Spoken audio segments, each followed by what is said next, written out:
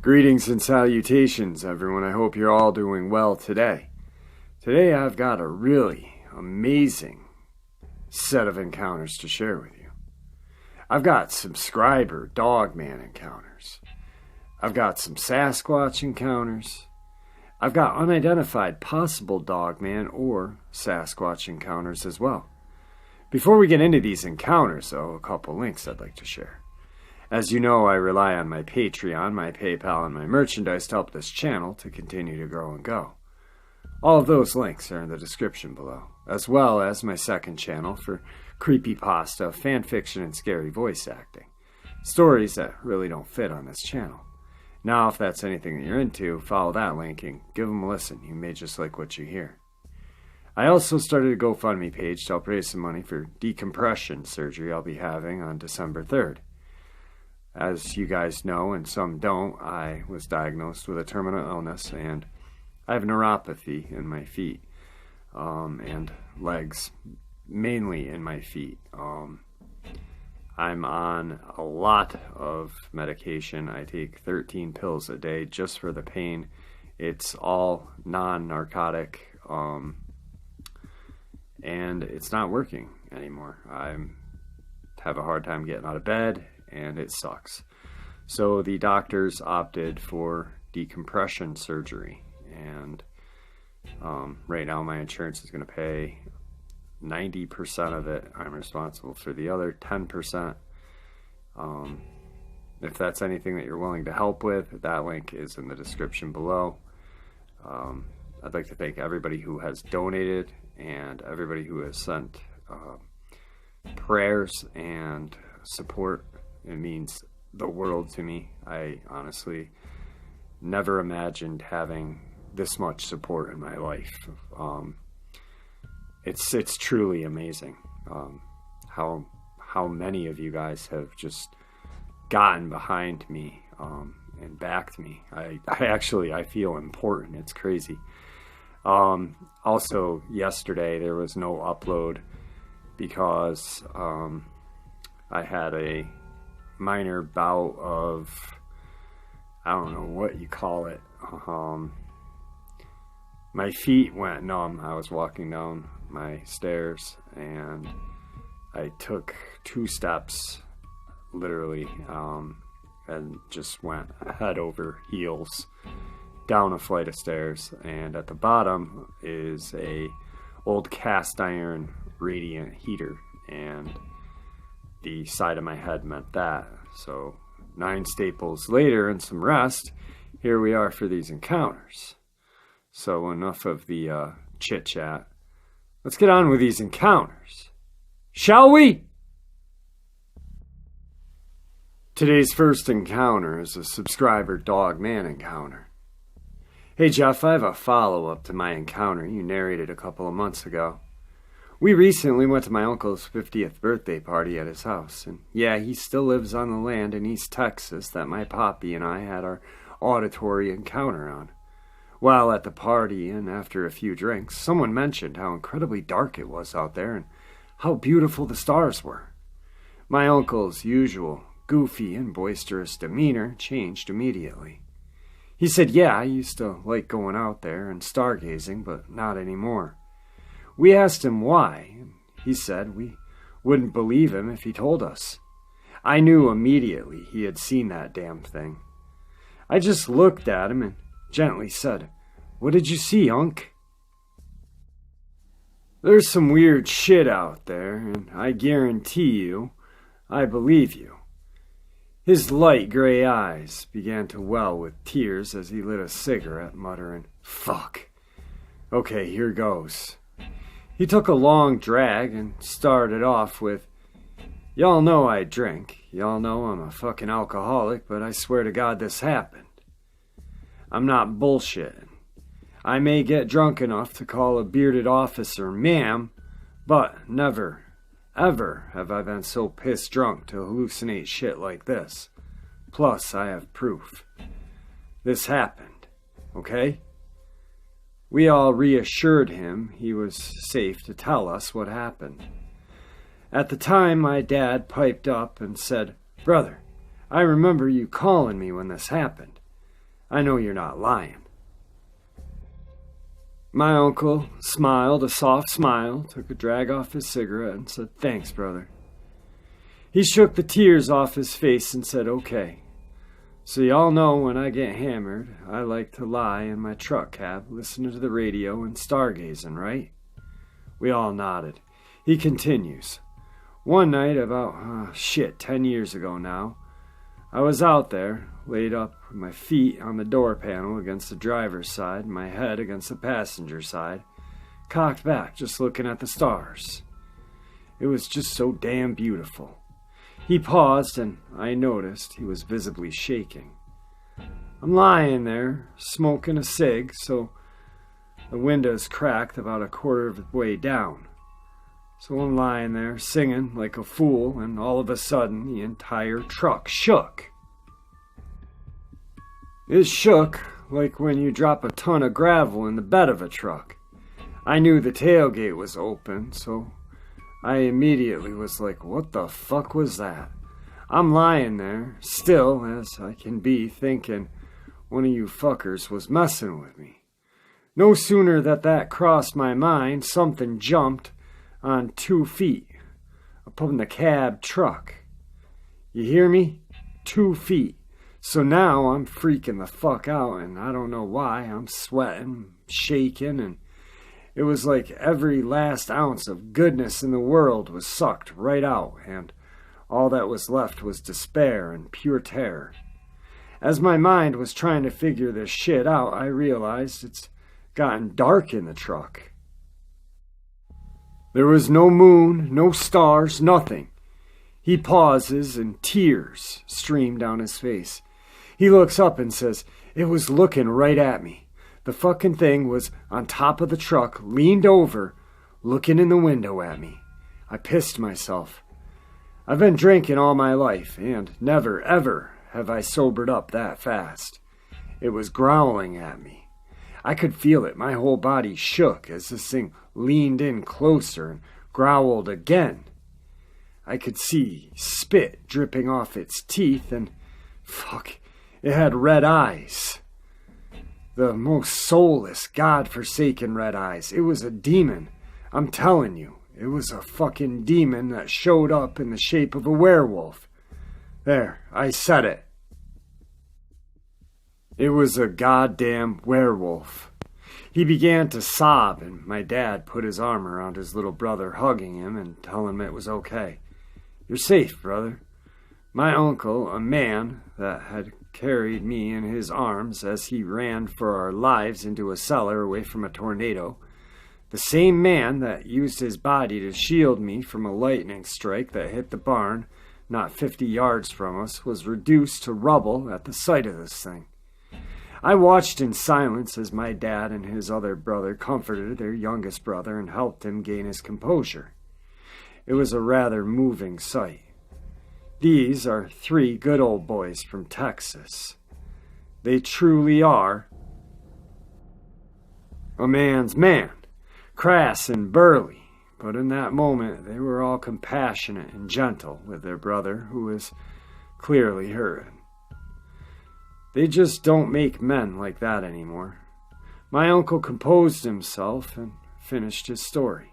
I screamed like I've never screamed before. Without even thinking, I'm screaming, "Jesus, help me, Jesus." The thing snorted or sneezed and looked pissed. That was when I knew I was dead.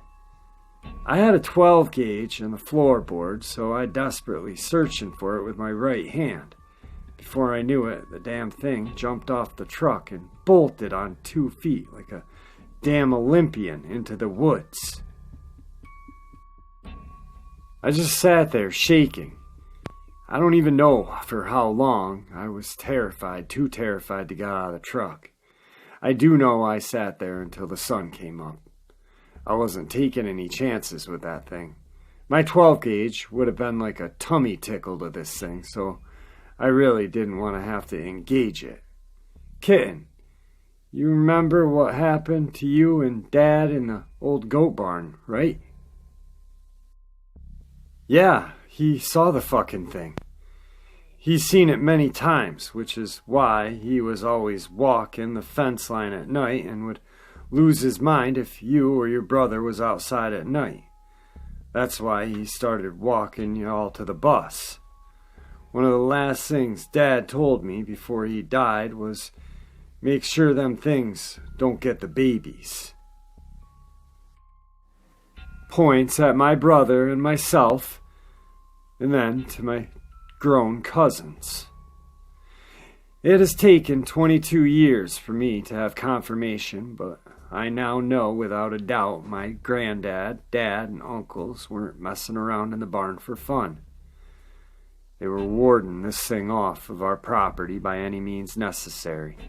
My poppy died in 2000, leaving us with a gaping hole in our heart and one man down on the surveillance team.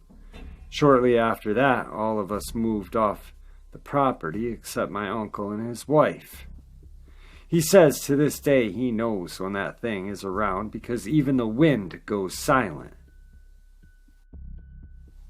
He won't leave his house, no matter what. When that happens, and frankly, I don't blame him. I don't know what these things are, but I agree with my uncle. They are demons in the flesh. This encounter scared my uncle, but it also rooted his faith in Christ again because he knows what the face of pure evil now looks like. Alright guys, I was not going to include the young lady's encounter that she was talking about in the beginning.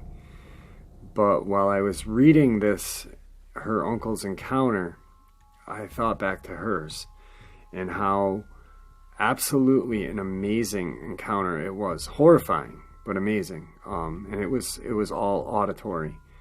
Her grandfather, Poppy, used to call her kitten. And this is her story, so it'll make some sense to the people who haven't heard it. Anyhow, I'll give you the encounter now. It's definitely an auditory encounter, as we never saw the thing. When I was 10, my father and grandfather purchased 56 acres of land out in Texas, between Lake Fork and Lake Tawakoni. The land was purchased from a wheelchair-bound man whose wife took over tending to the farm with help of sharecroppers from Mexico. They lived in a little shack on the back 5 acres of land right next to a pond. We called it a lake house. My parents purchased a mobile home, but it wouldn't be here for a few months. My younger brother and I lived with our grandparents in an old pier and beam farmhouse for the remainder of the summer and into the beginning of the school year, so that we would be able to start school that year. Despite the farmhouse's dilapidated condition, it had a brand new, fully enclosed back porch that housed a washer-dryer, deep freezers, and storage units. There were 2 screen doors on the opposite ends of the porch. One led to the carport and the other out towards the goat yard and crop fields. I've always been an adventurous type of girl, so at 10, this place was my dream. My brother and I had a tree house. In every tree we could manage. We spent all our time when we weren't helping harvest crops, playing in the creek and the ponds on the property. The main road ran in front of our property. About a quarter mile down, there was a massive hill, with a bridge at the bottom of it going over the creek. Once you came up the other side of that hill, there was a sharp 90-degree curve that led you back out to the main highway. This was a gravel road, I should mention. At first, we liked to walk down the road and play in the creek. But then we started to notice how eerily quiet it was down there. And there was a feeling of being watched, and it was overwhelming. As the summer grew to a close and the sharecroppers moved off the land, the son of the sharecroppers told my brother and I about a young girl who was found slaughtered in the creek just a few weeks before my family purchased the farm. Her murderer was never found. That left us with an even more uneasy feeling. We began to notice how eerily silent and the feeling of being watched was happening down at the lake house, which is the shack on the pond that the sharecroppers used to live in. Actually, the feeling of being watched seemed to happen any time we were without adult supervision. One night, the goats and the chickens were making an awful ruckus. My grandpa had been told by some of the other local farmers that there was a massive cat snagging livestock from their herds. He immediately grabbed his .22 and told me to grab a flashlight. I obeyed, and we were out the door. Once we had cleared both gates that led out into the goat yard, things were silent, except for the sounds of the creaking floorboards of the hayloft above the goat barn. We could hear something huge walking around above our heads as we were approaching the barn. I think my grandfather felt the same feeling of dread that I did the closer we got. My grandfather leveled his weapon, and immediately there was a blood-curdling growl, howl, scream that came reverberating through our chests. I was frozen in place.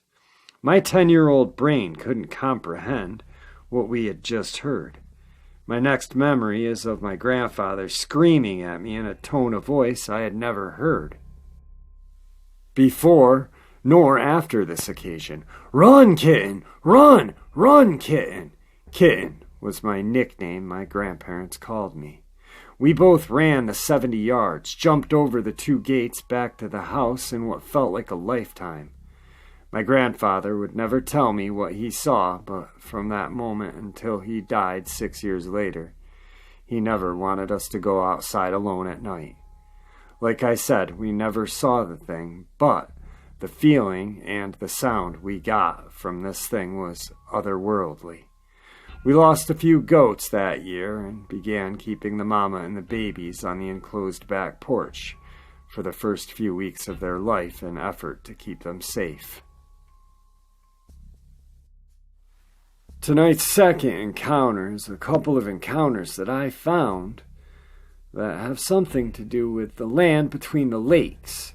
Now, we all know what the land between the lakes are synonymous for, but this puts a little spin on things, makes it a little bit different. Anyway, here goes. The first incident was related by one gentleman who told me that when he was in high school, he would hang out at an old ice cream shop that used to be just east of Lake Berkeley Bridge. He told me that he was at the shop one evening after dark when 2 older women pulled into the parking lot and seemed very shaken and scared. Being a small town and wanting to offer help if they needed it, he asked if they were okay. At first, they were reluctant to tell him what had happened, but eventually they related the events that had happened on their way back from Murray, Kentucky. They were heading through the land between the lakes and were nearing the overpass that goes over the trace. They were talking and were just about to go over the overpass when something was in the middle of their lane. At first, they couldn't see it clearly, but as they got closer, they could see that it was a devil creature with wings and horns and red skin. They also related that this being had a pitchfork in its hand. By the time they got close enough to see it and determine what it was, they were right on top of it and about to hit it. The one lady related that they drove right through it and it disappeared. This event had scared these 2 old ladies, and they decided that stopping at an ice cream shop would be safe for them and would give them a few minutes to calm their nerves. They waited a while and left on their way home. During the time of the second event, there were stirrings and tales related concerning a red-skinned winged creature that would swoop at passing cars on a particular stretch of road in the country. There was a gentleman who was heading home from work one evening and was approaching this stretch of road and had no idea that something scary was about to take place.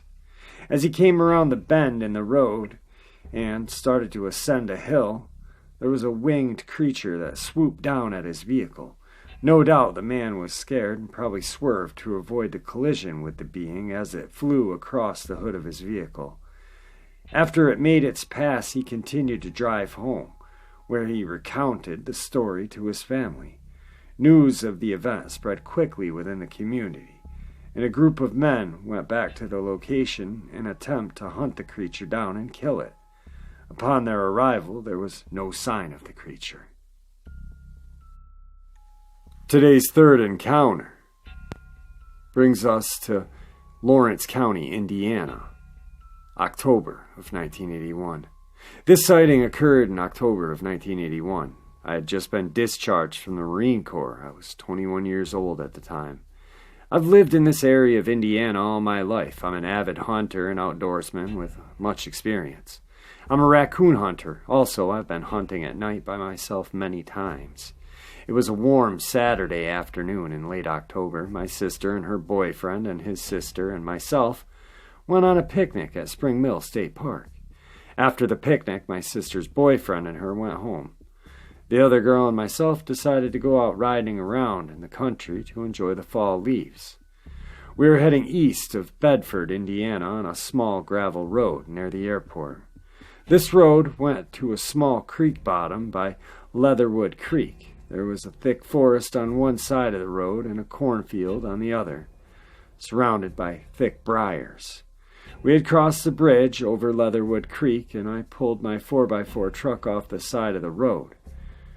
We were heading east. I was looking down, adjusting the radio, when my companion stated someone was watching us.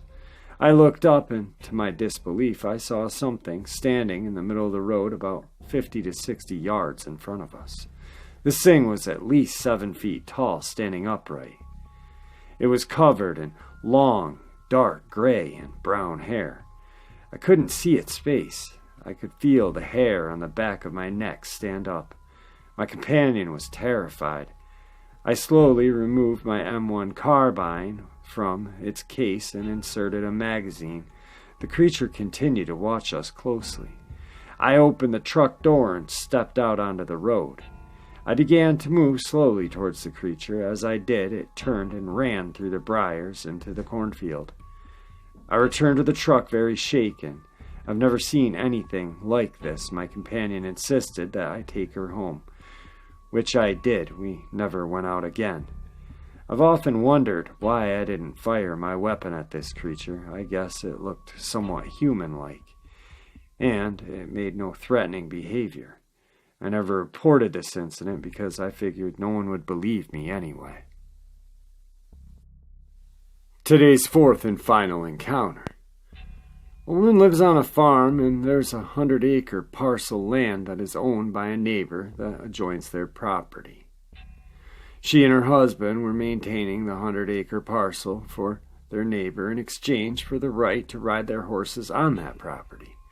One afternoon, she got a call from the neighbor, who sounded a bit frantic on the phone. He's an older gentleman who frequently hunted in the small patch of woods on the back of the 100 acres.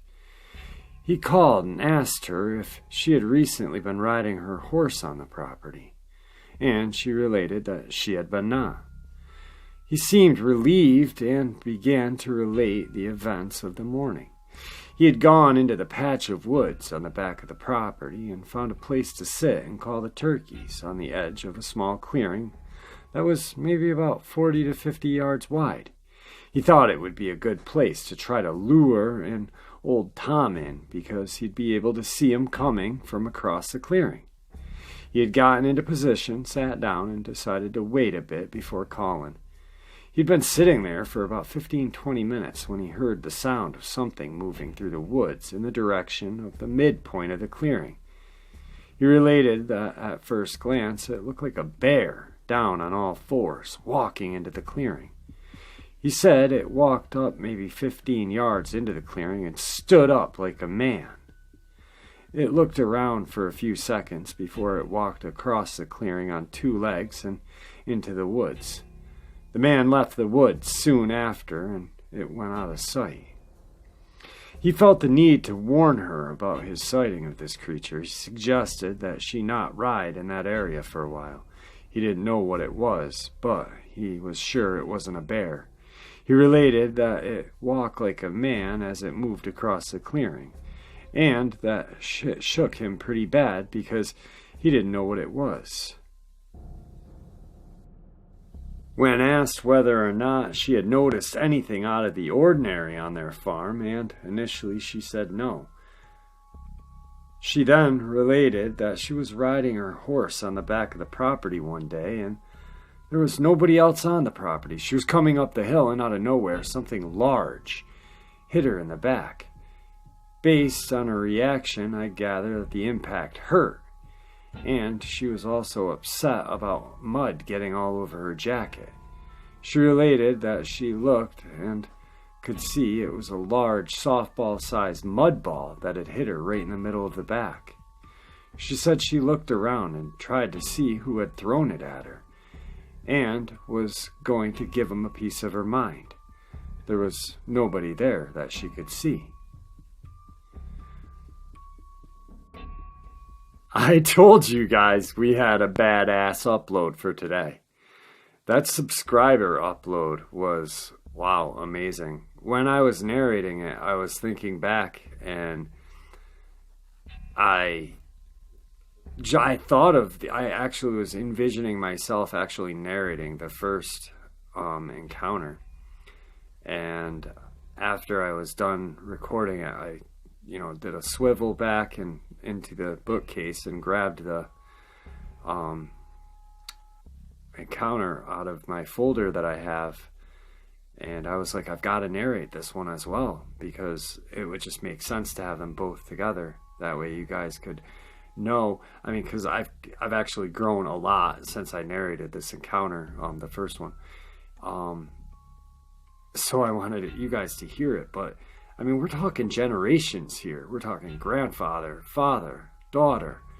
That's crazy, and just imagine the generations prior, because the sharecroppers family, that little girl that was found in the creek bed,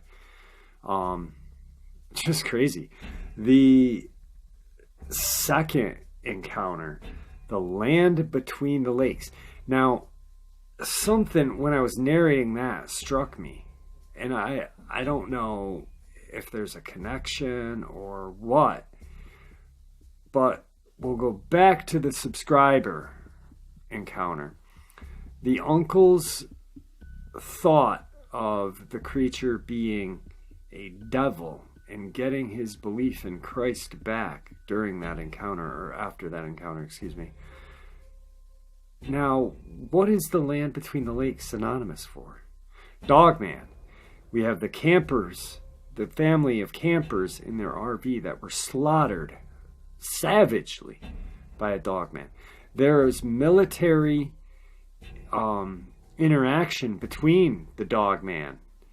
There are still little mini bunkers that exist in the land between the lakes, small enough for two men, with actual gun port, a hole to shoot out of.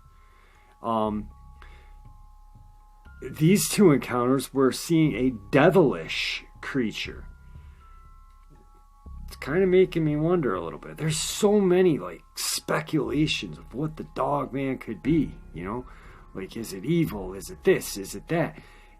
But then it all makes, it's just it comes together. It's like that vanilla chocolate pudding. You know what I mean? When you stir it and it swirls all together and just makes one nasty looking color. These cryptids, none of it makes any goddamn sense anymore to me. I used to think when I first started narrating, everything was so cut and dry, really. Bigfoot, Dogman, Skinwalker. But then the more I narrate and the more I hear and listen and learn, it seems like there's more connections. There's just this, I can't even get it out. My head just spins when I think about shit like this. The second or third encounter, wow, that's crazy. Just getting out of the Marines, and you're with a girl driving around, you might get a little kissy kiss. Nope. Some sort of fucked up cryptid messes it up for you, buddy. Well, that's a freaking good first date, huh? Second encounter. I don't know. Dogman, Bigfoot. I'm thinking Dogman. And a lot of you might say Bigfoot. We do know Bigfoot runs on four legs sometimes, occasionally. But I really think it was a Dogman. There's a subscriber that lives up north, like 3 hours from me.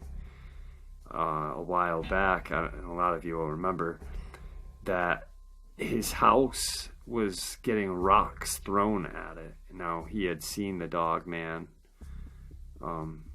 prior. There was scratches in the trees around his house.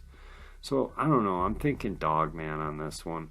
But it could have been a Bigfoot. There was no mention of a elongated snout or anything. So, I mean, that's something, if you're sitting there, you're definitely going to notice, you know, and you'd think you'd put that into the detail.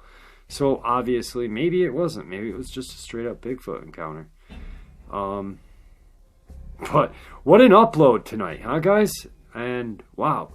By the way, while I was narrating this, I got a notification that my GoFundMe page, I just hit 25% of the total goal. With what I have in my bank account and that 25%, I am mathematically figuring about 48% of what I need. I never, ever would have thought that possible. You guys are amazing. Right now I'm going to be selling my comics to get some more money to, you know, put into this fund. Not all of them. I've got some that I just can't part with. Some are autographed, and you know, but it's something I have to do. But anyway, I thank you guys. You guys mean the world to me. I mean, besides my daughters, my channel and my YouTube family you guys are my life, you know. You guys are, minus my daughters, what I live for. I mean, when I'm not recording, I try to think of how my upload's going to be and how to make you guys happy and how to provide some of the best encounters I can provide you. I mean, I know I'm not the best narrator. I'm not Vic Cundiff. I never claimed to be Vic Cundiff. The guy is the grandfather or godfather of Dogman. But wow, I mean, I'm almost 7,000 subscribers. I never thought that would be possible. My first upload was March of 2017. And 2.5 years, 7,000 subscribers. I know a lot of other narrators that have got, you know, blowing me away, 140,000 subscribers, this and that, you know, but I'm happy with the 7,000 almost that I have, you know, and as I grow, you know, I don't know, I will always try to comment and to heart all of your comments, guys. If I can't, I'm not ignoring you, and but I will never ever forget how this channel started, and I'll never forget all of the support you guys have given me. So thank you very much. And with that, farewell.